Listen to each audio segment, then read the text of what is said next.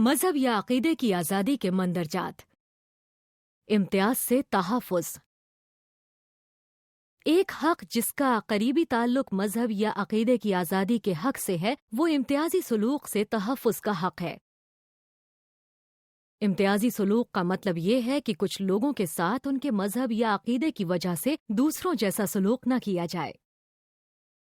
بین الاقوامی انسانی حقوق کے قانون کا ایک مرکزی اصول یہ ہے کہ ریاستوں کو کسی کے ساتھ کسی بھی بنیاد پر، جن میں مذہب اور عقیدہ بھی شامل ہے، امتیازی سلوک کی اجازت نہیں ہے۔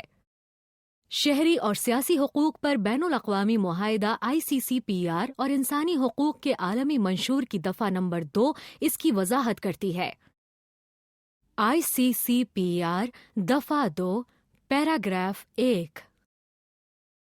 اس میثاق میں شریک ہر ملک اپنے علاقے میں رہنے والے ہر فرد اور ان حدود کے اندر موجود ہر شخص کے ان حقوق کو تسلیم کرنے کا عہد کرتے ہیں جو موجودہ میثاق میں تسلیم کیے گئے ہیں۔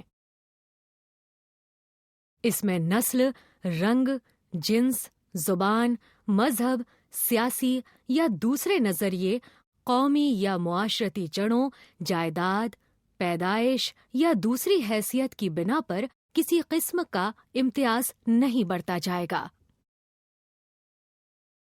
چنانچہ مذہب یا عقیدے کی بنیاد پر امتیاز پر پابندی ہے۔ امتیاز پر پابندی جبر پر پابندی کا ہی عکس ہے۔ ریاست کے لیے نہ صرف یہ ضروری ہے کہ وہ خود اپنے اقدامات میں امتیاز سے باز رہیں، بلکہ اس کے لیے یہ بھی ضروری ہے کہ مؤثر اقدامات کے ذریعے معاشرے سے امتیاز کا خاتمہ کریں۔ اس کے باوجود مذہب یا عقیدے کی آزادی کے حق کی خلاف ورزی کا سب سے زیادہ عام تجربہ امتیازی سلوک کی صورت میں تقریباً ہر عقیدے اور مذہب والوں کو ہوتا ہے۔ سویڈن میں محققین نے دریافت کیا ہے کہ وہاں یہودیوں کو کوئی نوکری ملنے کا امکان دوسروں سے 26% کم ہے، جبکہ مسلمانوں کے لیے یہ امکان 30% کم ہے۔ یہ سوال کہ آجروں کے لیے اپنے سٹاف پر مذہبی علامات جیسے صلیب یا حجاب پہننے پر پابندی لگانا کب اور کیسے امتیاز قرار پائے گا بھی بہت اہم ہے، اور یہ سوال یورپی عدالتوں اور اقوام متحدہ کی انسانی حقوق کی کمیٹی میں کئی بار موضوع بحث بن چکا ہے۔ امتیاز یا امتیازی سلوک کی بہت سی شکلیں ہیں۔ کبھی یہ ریاست کی طرف سے کسی ایک مذہب کو فوقیت دینے کی صورت میں ہے، جس کی ایک مثال مختص کردہ ریاستی وسائل کو مختلف گروہوں میں تقسیم کرتے ہوئے امتیاز سے کام لینا ہے۔ کبھی یہ امتیاز زیادہ سخت شکل اختیار کرتا ہے، جس سے دوسروں کے حقوق پامال ہوتے ہیں۔ مثال کے طور پر جب کچھ گروہوں کو قانونی شناخت حاصل کرنے سے یا اپنی عبادت گاہ کی تعمیر سے روک دیا جائے۔ مذہب یا عقیدے کی بنیاد پر ریاستی امتیاز سے صرف مذہبی سرگرمیاں ہی متاثر نہیں ہوتی، اس سے زندگی کا ہر شعبہ متاثر ہو سکتا ہے، مثلاً شادی، بچے کی حوالگی یا ملازمتوں، رہائشی اسکیموں، رفاہی خدمات یا انصاف جیسے شعبے میں امتیاز۔ کئی ملکوں میں لوگوں کے شناختی کارڈ پر ان کا مذہب لکھا ہوتا ہے۔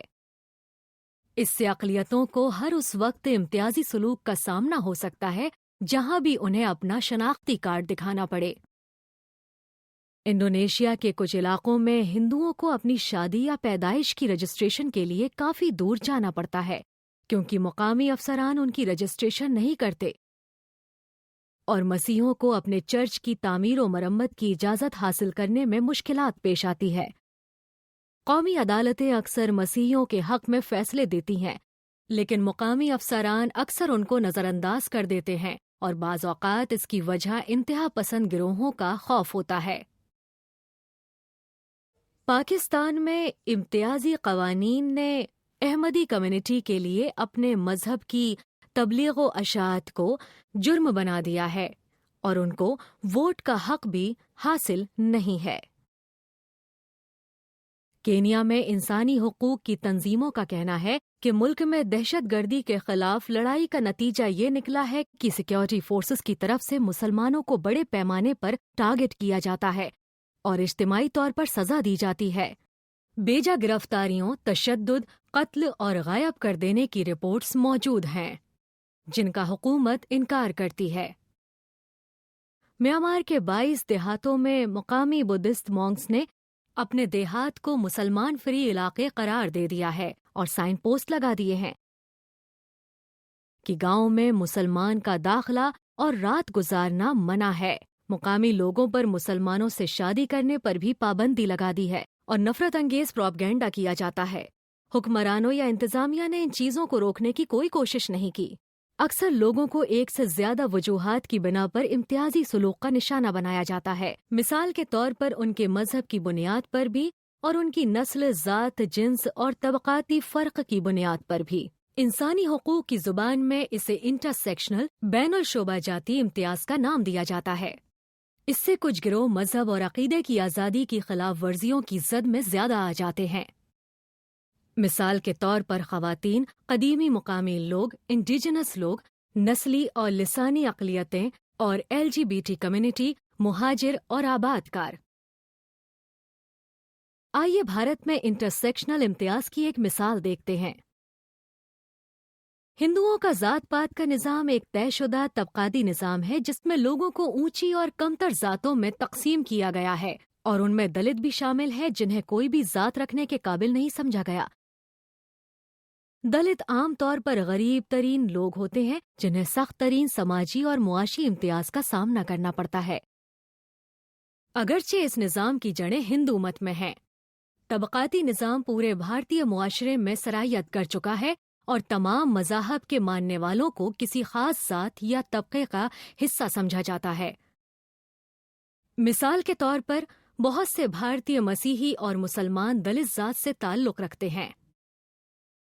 جب بھارت نے آزادی حاصل کی تو حکومت نے طبقاتی نظام پر پابندی لگا دی اور طبقاتی امتیاز کا مقابلہ کرنے کے لیے مثبت اقدام کا نظام متعارف کرایا۔ مثبت اقدام کا مطلب ان لوگوں کو ترجیح دینا ہے جو پہلے امتیاز کا شکار رہے ہوں۔ اس نظام کے تحت سرکاری ملازمتوں اور تعلیمی اداروں میں دلتوں کا کوٹا مقرر کیا گیا اور کئی رفاہی فوائد ان کے لیے رکھے گئے۔ بظاہر یہ بہت اچھا لگتا ہے، لیکن یہ فوائد صرف ہندو دلتوں یا دلت ذات والے سکھ اور بدھسٹوں کو پہنچائے گئے، لیکن دلت ذات ہی کے حامل مسلمانوں اور مسیحیوں کو ان فوائد سے محروم رکھا گیا۔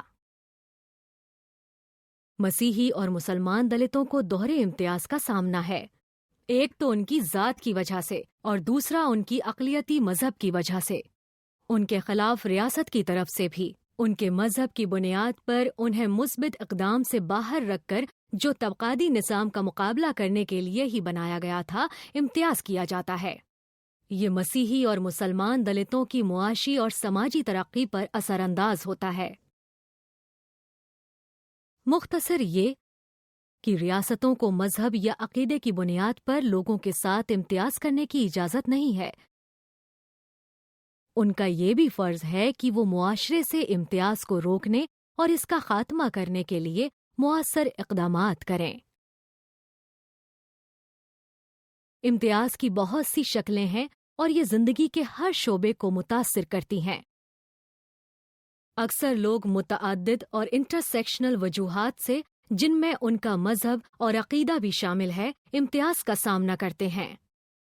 آپ امتیازی تحفظ کے حوالے سے مزید معلومات اس ویب سائٹ پر موجود تربیتی مواد میں حاصل کر سکتے ہیں، جن میں انسانی حقوق پر ان دستاویزات کا متن بھی شامل ہے جن کا یہاں حوالہ دیا گیا ہے۔